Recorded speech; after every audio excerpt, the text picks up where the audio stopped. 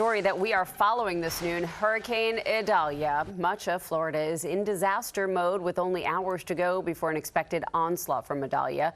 The storm is forecasted to strengthen rapidly into a Category 3 hurricane before it slams the Gulf Coast tomorrow. And in anticipation of the storm, New York Task Force 1 sent 46 members to Columbia, South Carolina. New Jersey Force 1 sent 45 members. And here's a live look from Key West. The winds blowing and churning up water there. We have team coverage of the hurricane. Reena has the latest on the preparations, and we begin with meteorologist Brittany Bell. She is tracking the storm. Brittany.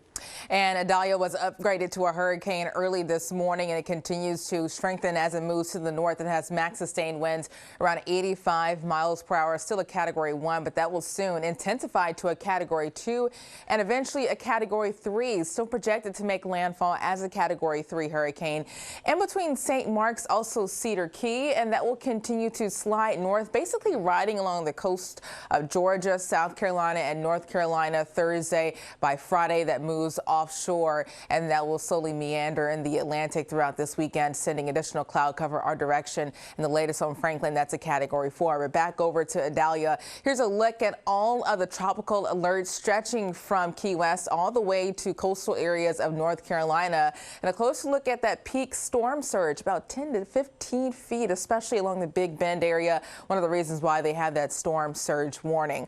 Closer to home, it's a quiet day. It's 71 degrees in the Bronx, 74 in Whitestone, Ozone Park 76, Gravesend, you're up to 80 degrees, White Plains 72. So throughout the rest of the afternoon, we'll continue to watch a lot of cloud cover, a few breaks of sun here and there, and just a small chance for an isolated shower. But the bulk of the moisture, that is well offshore. We also have a coastal flood advisory that goes into effect late tonight through early tomorrow, partially because of Hurricane Franklin.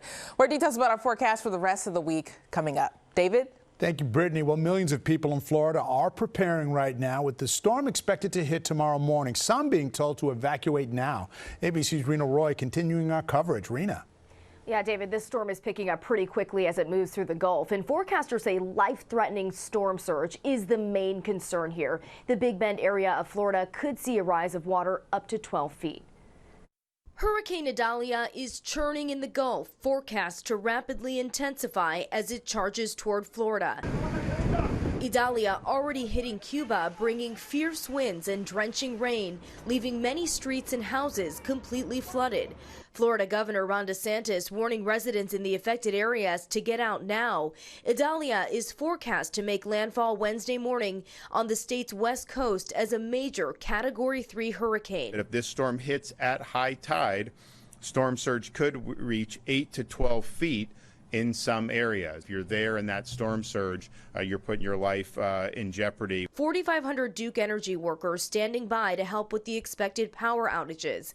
The U.S. Coast Guard prepping MH-60 Jayhawk helicopters, which could be used for search and rescue operations. A state of emergency declared in more than 40 counties, some people in mandatory evacuation zones. We are in Zone A. This is evacuation zone. So after this show, we are out of here, as everyone should be. So far, officials say up to 300,000 residents heeding the warning to evacuate.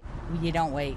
You just have to go. Homes and businesses boarded up, duct tape covering these condos, signaling to officials they're not occupied. Long lines for gas and empty store shelves. Take it seriously and be prepared.